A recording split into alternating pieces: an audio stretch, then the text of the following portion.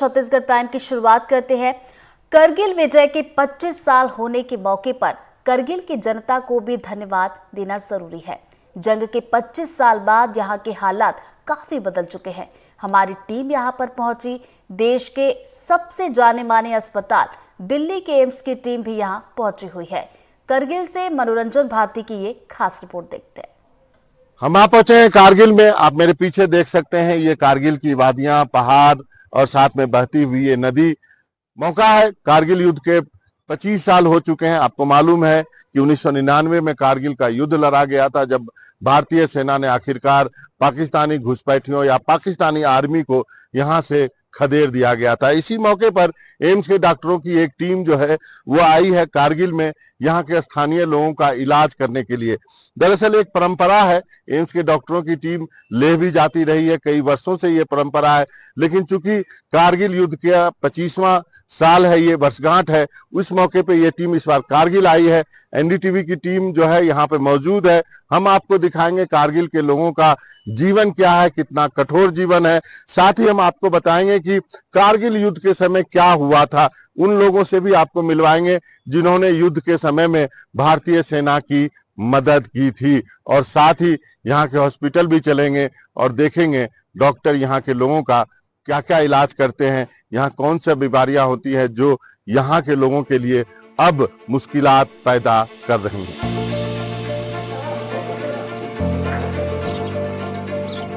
हिमालय पार लद्दाख का करगिल, ठीक 25 साल पहले देश का यही वो इलाका था जहां इन दिनों तोपों की गूंज और मशीन गन की फायरिंग की आवाज ही छाई हुई थी।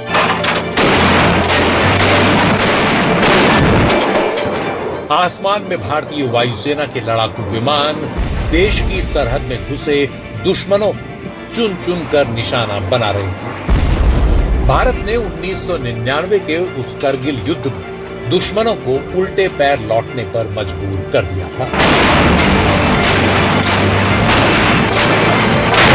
हमारी सेना के जवान तो उस युद्ध के नायक थे ही, करगिल की जनता भी उन नायकों में रही जिसने अपने जवानों को कंधे से कंधा मिलाकर साथ दिया। करगिल के कुछ लोगों ने ही सबसे पहले ये जानकारी दी थी कि पाकिस्तान के घुसपैठी भारतीय सरहद के अंदर पहाड़ों में छुपकर बैठे हुए।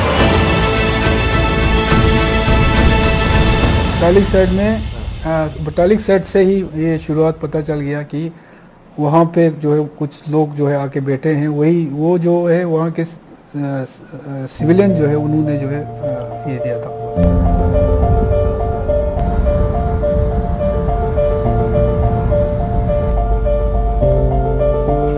करगिल विजय के 25 साल पूरे होने के मौके पर करगिल की उस जनता को भी धन्यवाद देना जरूरी है। और इसी के तहत इन दिनों करगिल में देश के सर्वश्रेष्ठ अस्पताल एम्स के विशेषज्ञ डॉक्टर पहुंचे हुए हैं। करगिल के घर घर में लोगों को ये जानकारी है, लिहाजा यहाँ के जिला अस्पताल में इन दिनों सबसे ज्यादा गहमा गहमी है। सर मैं तो 15-20 दिन से वेट कर रहे हैं। 15-20 दिन से मैंने सुना यहाँ पे एम्स का डॉक्टर जी आ रहे हैं, तो डॉक्टर का मैंने वेट किया।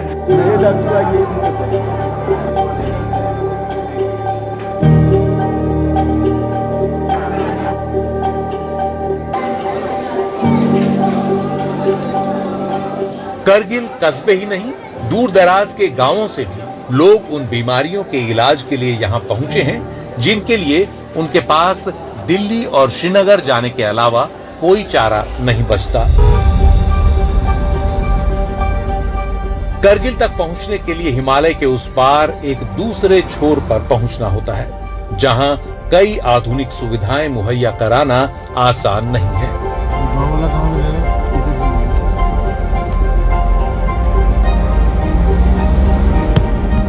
इलाज की आधुनिकतम सुविधाएं तो और भी मुश्किल हो जाती हैं, क्योंकि इसके लिए विशेषज्ञ डॉक्टरों और उपकरणों की जरूरत होती है, जो अमूमन बड़े शहरों में ही उपलब्ध होते हैं। लेकिन इन दिनों करगिल में इतने विशेषज्ञ डॉक्टर पहुंचे हुए हैं जो किसी भी सामान्य शहर में नहीं होते। पर स्पेशलिस्ट जो आप जानते हैं एम्स से डॉक्टर आते हैं, all India institute of medical science new Delhi से। आप खुद जानते हैं इसका नाम सिर्फ हमारे इंडिया में नहीं बल्कि वर्ल्ड का एक रिप्यूटेड इंस्टीट्यूशन है।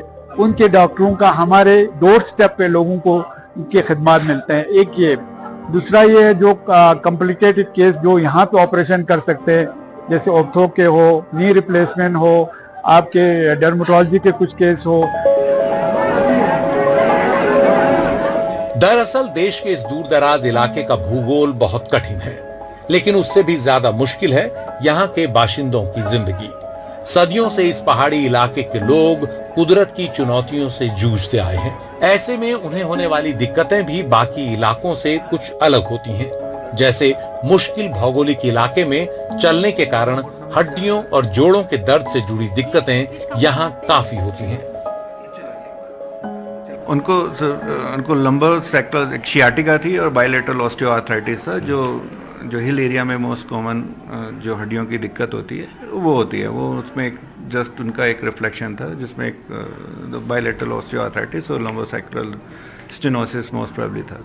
तो उसके लिए तो ये हिल्स में ज्यादा होता है, प्लेन में कम होता कोई नहीं, क्योंकि जॉइंट्स में जितना ज़्यादा फ्रिक्शन होता है उसकी वजह से ऑस्टियोआर्थराइटिस होती है। वो मोस्टली हिल्स में क्योंकि काफ़ी चलना पड़ता है इसकी वजह से होती है। और आपने ये टेस्ट कब कराए थे अपने ब्लड के?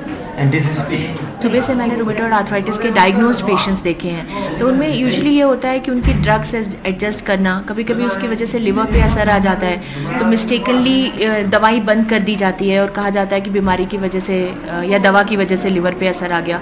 कई बार छोटी मोटी प्रॉब्लम होती है लाइक फैटी लिवर, जैसे इस पेशेंट को था, तो उसमें दवाओं को मॉडिफाई करते हैं और कुछ लाइफस्टाइल मॉडिफिकेशन से उसमें आराम मिल जाता है और दवाई बंद नहीं करनी चाहिए। धारणा होती है कि बच्चों में गठिया रोग या वैसी बीमारी नहीं हो। वही मेरा भी सवाल, क्या बच्चों को भी गठिया हाँ, exactly. So that's good you brought up this very pertinent question. तो ये बहुत इंपॉर्टेंट है। आई थिंक एक आई वुड से कि मिसकंसेप्शन है कि बच्चों में रोमैटिक कंडीशंस नहीं होती है। इनफैक्ट बच्चों में जो गठिया होता है उसको हम JIE या जुवेनाइल इडियोपैथिक आर्थराइटिस कहते हैं। एंड ब्रॉडली रफली स्पीकिंग 1000 में एक बच्चे को ओवरऑल डेटा है जो कहता है कि हो सकता है ऐसा। डॉक्टर को कहना है कि आजकल जो लोग काफ़ी ऊंचाई पे रहते हैं, चाहे वो कारगिल की बात करें, लेह की बात करें या फिर बाकी जगहों की भी बात करें, वहाँ पर एक बीमारी जो है काफ़ी लोगों में देखने को मिल रही है, वो है त्वचा के रोग, यानी स्किन जो है उसके बीमारियाँ काफ़ी देखने को मिल रही है। उसकी वजह है ये UV लाइट रेज, क्योंकि इसके वजह से लोगों की स्किन खराब होती है। डॉक्टर का कहना है कि इसे बचा जाना चाहिए और शरीर को ढक के रखना चाहिए, लेकिन लोगों को रोज़ काम के सिलसिले में बाहर जाना होता है और वो एक्सपोज होते हैं इससे क्या जो है कैंसर का भी खतरा काफ़ी बना रहता है। लेकिन आपसे एडवाइस है कि जब भी आप पहाड़ों पे जाए या फिर पहाड़ के जो लोग हैं, यदि उनको बाहर निकलना पड़ता है तो वो सारे कपड़े पूरे पहने, मुंह को भी ढक के रखें और हैट हो तो हैट आप पहन सकते हैं। ये आपको बचाएगा UV रेज से।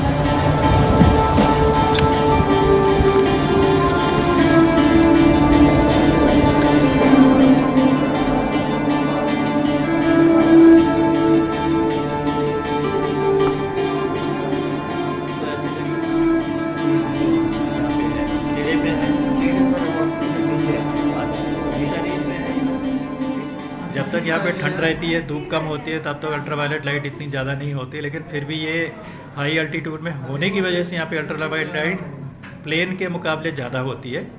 और गर्मी के मौसम में जब धूप नहीं, जब ये मौसम उस तरीके का खुला होता है, बादल नहीं होते हैं, तो अब तो अल्ट्रावायलेट लाइट बहुत स्ट्रांग होती है। और अल्ट्रावायलेट लाइट स्ट्रांग होने की वजह से यहाँ पे ज़्यादातर लोगों को जो कि बाहर काम करते हैं, फील्ड में काम करते हैं, या जिनका इस तरीके का काम है कि ट्रैवल है, जिसमें 4-6 घंटे या 2-4 घंटे उनको बाहर रहना पड़ता है, तो उसमें अल्ट्रावायलेट लाइट की वजह से होने वाली बीमारियां बहुत कॉमन हैं। हाल के दिनों में ये देखने को मिला है कि लेह, लद्दाख और कारगिल के लोगों में भी टाइप 2 डायबिटीज़ और दिल की बीमारियां बढ़ी हैं। इसका मतलब है कि यहाँ के लोगों ने भी अपना लाइफ स्टाइल बदलना शुरू कर दिया है। डॉक्टरों का कहना है कि यहाँ के लोगों ने भी अब चलना कम कर दिया है और खान पान पर भी उतना ध्यान नहीं दे रहे हैं। जब यहाँ आए तो हमें लगा कि यहाँ पे डायबिटीज़ नहीं होगा, क्योंकि बहुत पहाड़ी एरिया है, लोग बहुत ज़्यादा फिजिकल एक्टिविटी करते हैं, चलते होंगे, खाना भी यहाँ का ट्रेडिशनल फूड है। लेकिन थोड़ा सा सरप्राइज हुए देखा कि यहाँ पे डायबिटीज़ काफ़ी ज़्यादा है। क्यों है यहाँ पे डायबिटीज़ पता नहीं, लेकिन बहुत सारे पेशेंट्स हैं डायबिटीज़ के।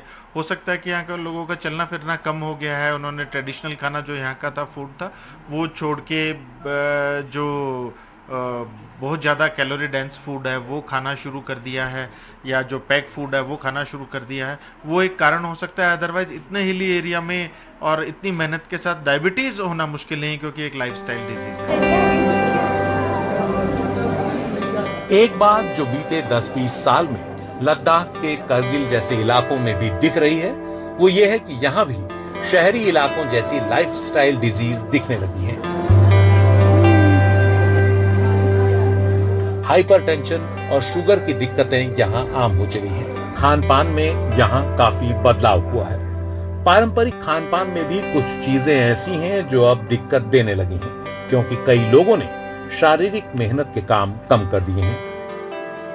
मुझे लगता है कि इन इलाकों में जैसे लद्दाख और कारगिल में जो पेट से संबंधित बीमारियां हैं, उसमें जो है देखा गया है कि एच पाइलोरी एक गैस्ट्राइटिस होती है, एच पाइलोरी इन्फेक्शन, वो काफ़ी कॉमन देखा गया है।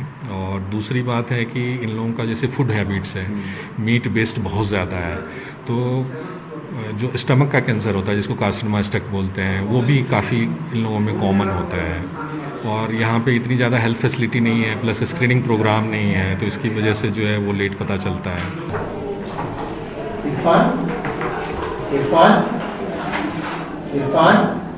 कई बार पैदाइश के टाइम पे, डिलीवरी के टाइम पे दिमाग में ऑक्सीजन की कमी होने की वजह से एक बीमारी हो जाती है जिसको सेरिब्रल पैल्सी कहते हैं। उसमें बच्चा जितनी उम्र पे यूजुअली बैठता है, बोलता है, चलता है, उसमें देरी हो जाती है, क्योंकि एक नवजात शिशु का दिमाग सबसे ज़्यादा डेवलप करता है। तो थोड़ी देर की भी ऑक्सीजन की कमी की वजह से दिमाग पे चोट पहुंच जाता है।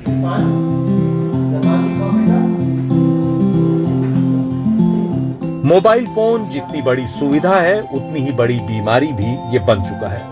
मोबाइल फोन की लत अब इस पर्वतीय इलाके में भी कम नहीं है, लिहाजा नींद पर असर हुआ है, मानसिक तनाव बढ़ा है, डिप्रेशन जैसी बीमारियां तक करगिल इलाके में सामने आने लगी हैं। कम यूज़ करना चाहिए, अगर यूज़ भी कर रहे हैं तो लाउड वॉल्यूम नहीं रहना चाहिए। आजकल कोई बच्चे ये गाना हेडफोन्स लगा के सो जाते हैं गाना सुन के, वो ठीक नहीं है, वो नहीं करना चाहिए बिल्कुल भी। एक डिबेट ये है डॉक्टर साहब कि हेडफोन लगा लेना चाहिए, लेकिन कान के अंदर वाला जो वो लगाते हैं वो नहीं लगाना चाहिए। नहीं, दोनों मीन्स कान के अंदर जो ईयर प्लग लगाते हैं वो ज़्यादा साउंड इंटेंसिटी ज़्यादा अंदर चला जाता है। करगिल जैसे दूर दराज के इलाकों के लिए एम्स के विशेषज्ञ डॉक्टरों की टीम का आना किसी महोत्सव से कम नहीं होता।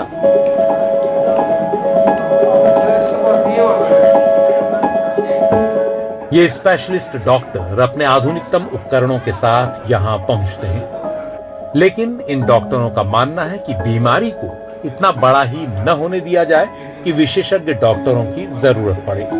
इसलिए बेहतर यह होगा कि जिले और ग्रामीण स्तरों के छोटे अस्पतालों में ही मरीजों की समय पर ठीक से स्क्रीनिंग हो जाए, ताकि किसी बीमारी को बड़ा होने से पहले ही पकड़ा जा सके। सवाल उठता है सर, क्या हम उसके लिए इक्विप्ड हैं?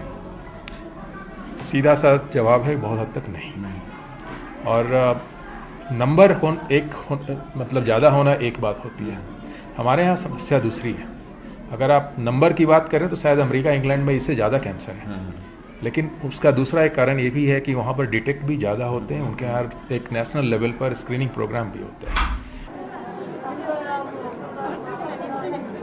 मेन प्रॉब्लम जो यहाँ पे समझ में आ रही है कि वो इनको इंफ्रास्ट्रक्चर जो होना चाहिए वो नहीं है, इसकी वजह से इनको सारी प्रॉब्लम आ रही है। जैसे कि अभी जो महिला गई हैं इनफर्टिलिटी की हैं, डायग्नोसिस 2 साल 4 साल पहले के टेस्ट में बनी हुई है, लेकिन जो इनको कराना चाहिए था वो करा नहीं पाई क्योंकि यहाँ पर उसकी सुविधा उपलब्ध नहीं है, तो वो ज़्यादा बड़ी प्रॉब्लम लग रही है।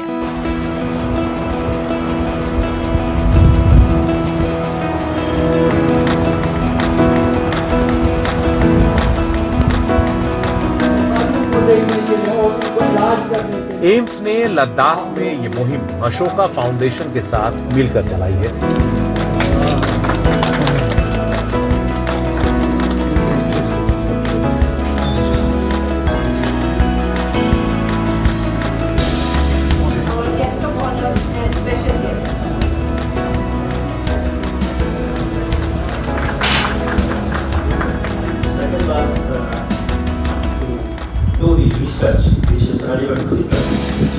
इसके तहत लद्दाख के डॉक्टरों को भी एम्स के विशेषज्ञ डॉक्टरों द्वारा प्रशिक्षण दिया जाता है।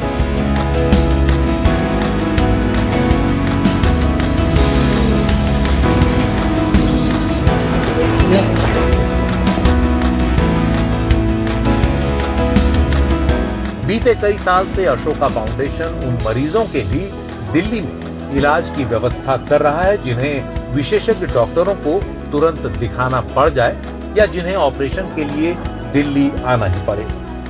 कारगिल में करने का मकसद ये है कि यहाँ पर एक डिस्ट्रिक्ट हॉस्पिटल है, जैसे ले में है, तो डिस्ट्रिक्ट हॉस्पिटल होने के नाते यहाँ पर बहुत सारे टेस्ट होगा और सारे डॉक्टर्स भी यहीं हैं, तो कुछ सर्जरीज भी होंगे, तो डायग्नोसिस का भी फैसिलिटीज़ है।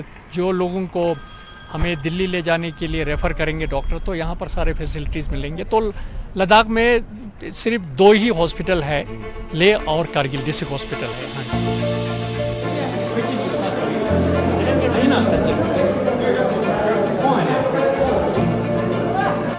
लेह, करगिल और जांस्कर जैसे लद्दाख के दूर दराज इलाकों में अशोका फाउंडेशन और एम्स की इस मुहिम से अब तक हजारों लोगों को फायदा हुआ है और ये मुहिम आगे भी बदस्तूर जारी रहेगी।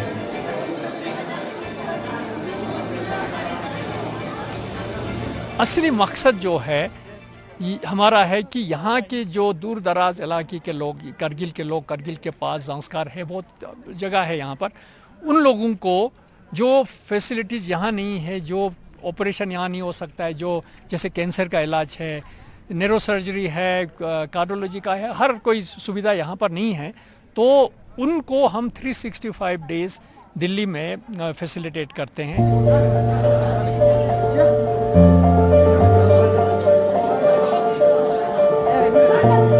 करगिल से मनोरंजन भारती की रिपोर्ट, एनडीटीवी इंडिया।